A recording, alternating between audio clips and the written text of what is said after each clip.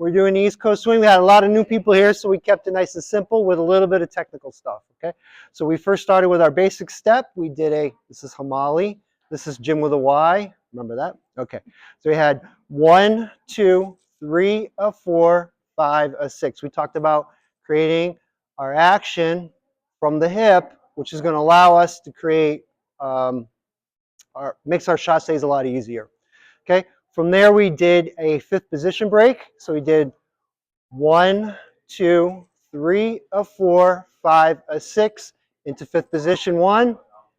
Another one. You can do it twice if you like, whatever you're feeling. There. And then we finish back rock. Then we did it where we changed direction. So instead of going backward into 5th position, we went into a crossover position. So we did 1, 2, triple, triple, crossover 1, crossover 2, and then we can finish right there. So we put those two together where we did 5th positions and crossovers, which I think everyone did pretty well at, right? So we did our basic step, 1, 2, 3, a 4, 5, a 6, 5th position, 5th position, crossover, crossover, back into our basic. And then from there we did our sliding doors. So we started with what we call a throw out position. So we did 1, 2, 3, a 4, 5, a 6.